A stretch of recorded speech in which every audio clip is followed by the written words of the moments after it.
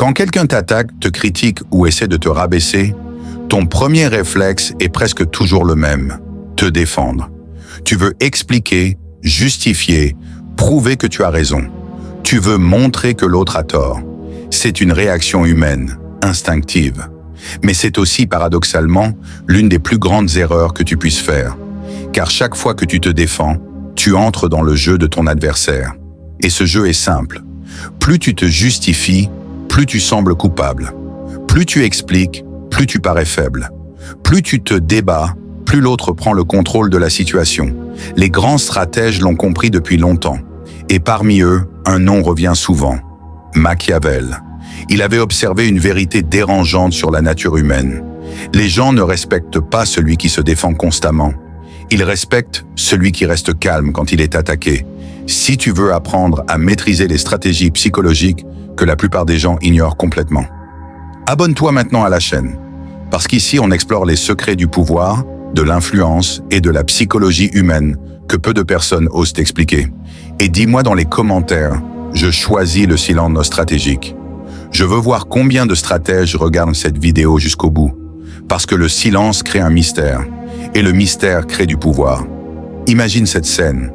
Quelqu'un parle mal de toi devant plusieurs personnes.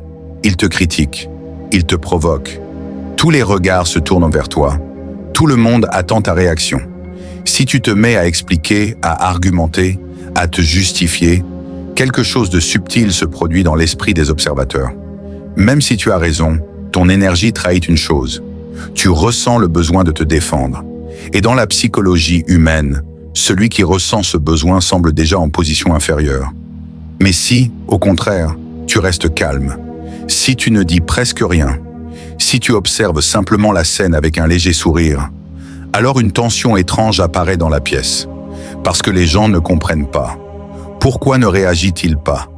Pourquoi reste-t-il si calme? Et c'est là que le rapport de force commence à changer. Car le cerveau humain déteste le vide. Lorsqu'il n'a pas d'explication, il en invente une. Et très souvent, les spectateurs commencent à interpréter ton silence comme une forme de supériorité. Peut-être qu'il ne répond pas parce qu'il n'en a pas besoin. Peut-être qu'il est au-dessus de ça. Peut-être qu'il sait quelque chose que nous ignorons. Et soudain, celui qui est attaqué commence à paraître agité, nerveux, excessif. Tu n'as rien fait, mais la perception a changé. C'est ça le pouvoir d'une non-défense. Mais attention, ne pas se défendre ne signifie pas être faible. Ce n'est pas se laisser écraser. Ce n'est pas accepter l'humiliation. C'est une stratégie, une manière subtile de retourner l'énergie de l'attaque contre celui qui l'a lancée. Car la plupart des attaques psychologiques reposent sur un carburant précis, ta réaction. Sans réaction, l'attaque perd sa puissance. C'est comme frapper dans le vide, et c'est extrêmement déstabilisant. Prenons un exemple simple. Quelqu'un te dit « Tu es incapable, tu ne réussiras jamais ».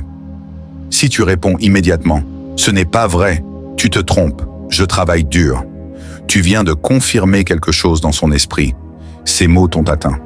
Mais si tu regardes la personne calmement et que tu réponds simplement « Peut-être », tout change.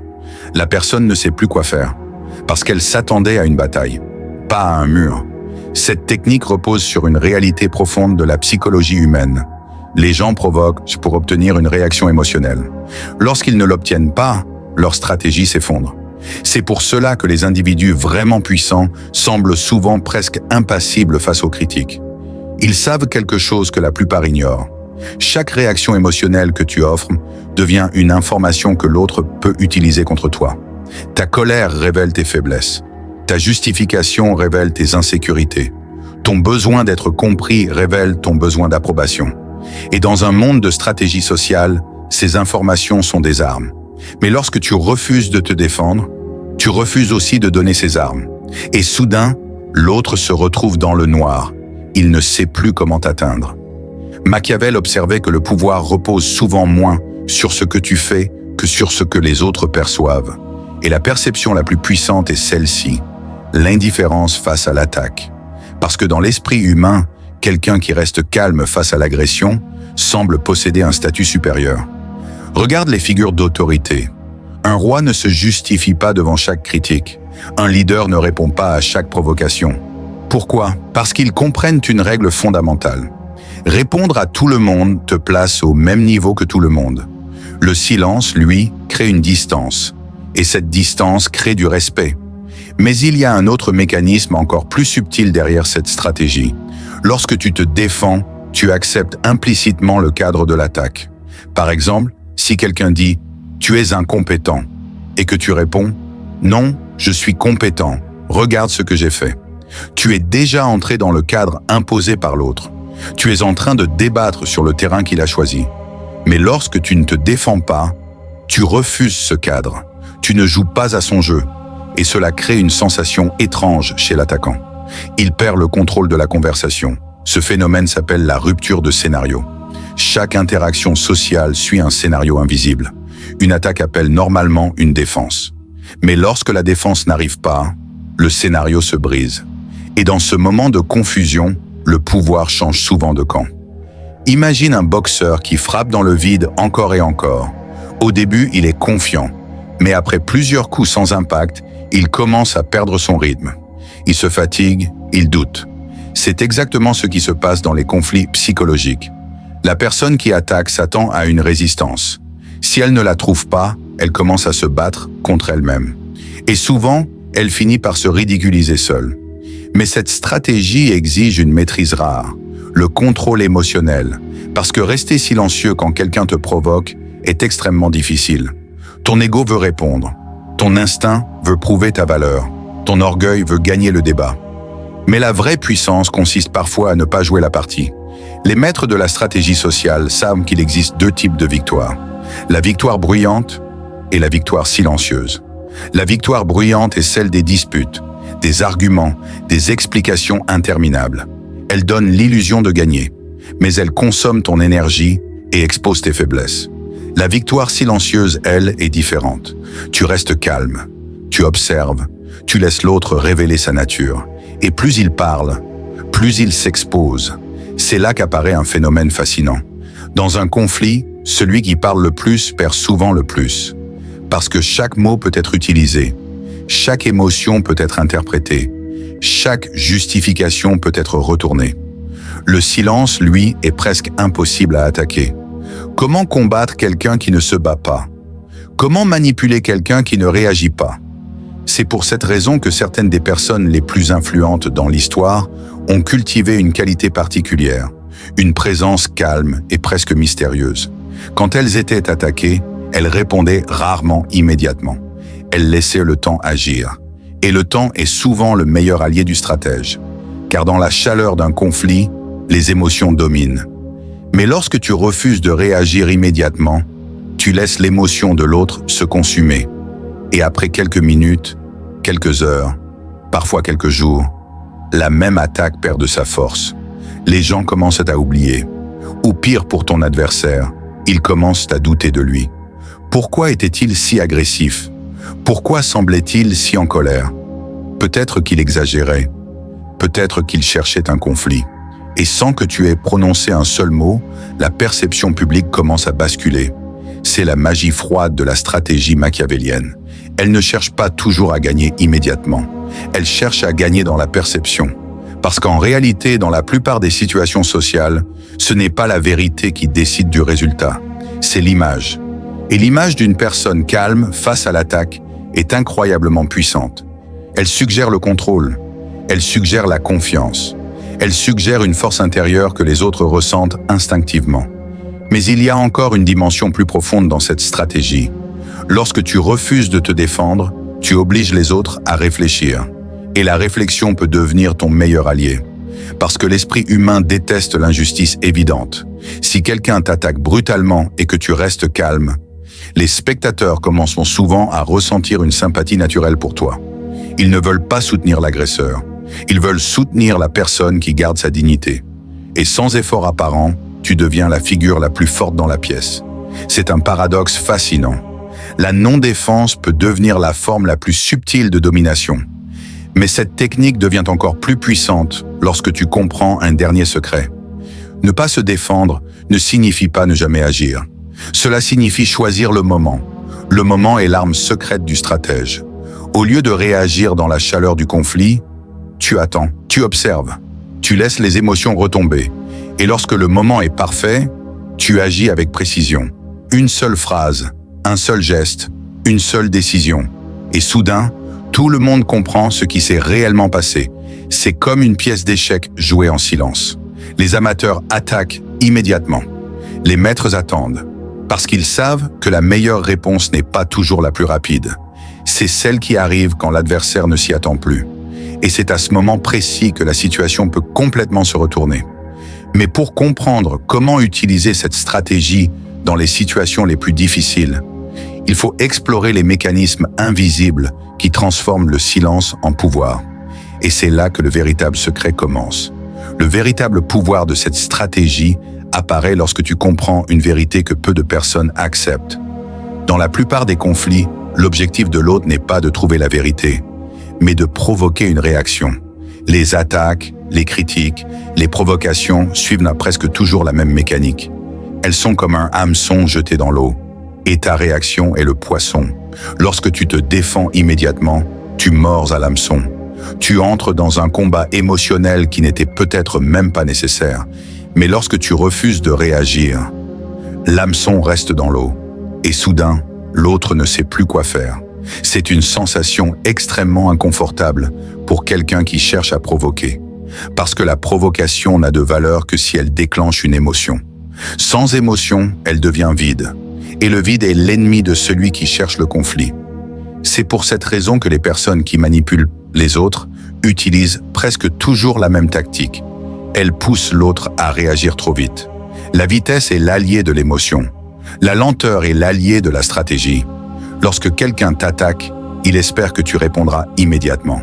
Il espère que ton ego prendra le contrôle. Mais si tu ralentis, si tu observes, si tu laisses quelques secondes de silence, tu reprends le contrôle de la situation. Parce que pendant que l'autre agit émotionnellement, toi tu commences à voir clairement ce qui se passe. Et c'est là que tu réalises quelque chose d'important. Beaucoup d'attaques ne méritent même pas de réponse. Dans la vie sociale, toutes les batailles ne valent pas la peine d'être combattues. Certaines personnes cherchent simplement à attirer l'attention. D'autres veulent tester tes limites. D'autres encore veulent te tirer dans un conflit pour te faire descendre à leur niveau. Mais chaque fois que tu choisis de ne pas te défendre, tu envoies un message invisible. Tu montres que ton énergie est trop précieuse pour être gaspillée dans chaque confrontation. Et dans la psychologie humaine, quelqu'un qui protège son énergie paraît immédiatement plus puissant. Imagine deux personnes. La première répond à chaque critique, chaque commentaire, chaque attaque. Elle se justifie constamment. Elle explique. Elle argumente. La seconde, elle, parle peu. Elle répond rarement. Mais quand elle parle, tout le monde écoute. Laquelle semble la plus forte? La réponse est presque toujours la seconde, parce que la rareté crée de la valeur. C'est une loi invisible du comportement humain. Lorsque quelqu'un parle tout le temps, ses mots perdent du poids. Mais lorsque quelqu'un parle rarement, chaque mot devient important. Et c'est exactement ce que permet la stratégie de la non-défense. Elle transforme ton silence en ressource stratégique. Mais il existe une étape encore plus avancée dans cette approche. Une étape que les véritables stratèges maîtrisent parfaitement. Au lieu de se défendre, ils laissent l'autre s'exposer. C'est un phénomène fascinant. Quand quelqu'un attaque et ne reçoit pas de réponse, il ressent souvent un besoin étrange. Continuer à parler. Il veut combler le silence. Il veut expliquer davantage. Il veut justifier son attaque. Et plus il parle, plus il révèle ses motivations, plus il expose ses émotions, plus il montre sa frustration. Et pendant ce temps, toi tu observes, tu apprends, tu comprends. Le silence devient alors une forme d'écoute stratégique. Tu récoltes des informations pendant que l'autre perd son contrôle. C'est exactement ce que faisaient les grands diplomates et les grands négociateurs. Ils parlaient peu, mais ils écoutaient énormément. Parce que celui qui parle révèle toujours quelque chose. Il révèle ses peurs, ses désirs, ses intentions, ses faiblesses. Et chaque information devient un avantage pour celui qui sait attendre. Mais il y a un autre effet encore plus puissant lorsque tu refuses de te défendre. C'est l'effet miroir. Les gens commencent à projeter leurs propres pensées sur ton silence. Certains penseront que tu es très confiant. D'autres penseront que tu es très intelligent. D'autres encore penseront que tu sais quelque chose qu'ils ignorent. Ton silence devient un écran sur lequel chacun projette sa propre interprétation. Et très souvent, ces interprétations te donnent plus de valeur que n'importe quelle défense que tu aurais pu faire. C'est une forme subtile de pouvoir psychologique, parce que tu laisses l'imagination des autres travailler pour toi. Mais il existe aussi un moment crucial où cette stratégie devient décisive. C'est le moment où ton adversaire commence à douter. Au début, il attaque avec confiance. Mais face à ton calme, quelque chose change progressivement. Il commence à se demander « Pourquoi ne réagit-il pas ? Est-ce que j'ai été trop loin ? Est-ce que les autres me jugent ? Est-ce que je me ridiculise ?» Et ces questions commencent à affaiblir sa position, parce que l'esprit humain devient instable lorsqu'il n'obtient pas la réaction attendue.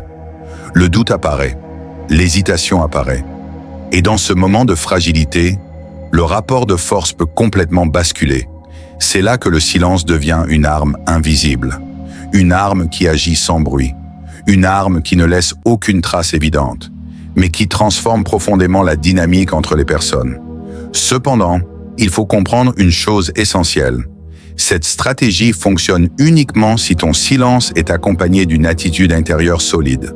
Si tu restes silencieux mais que ton visage montre la colère, la frustration ou la peur, le pouvoir disparaît. Le véritable silence stratégique est calme, stable, presque détaché.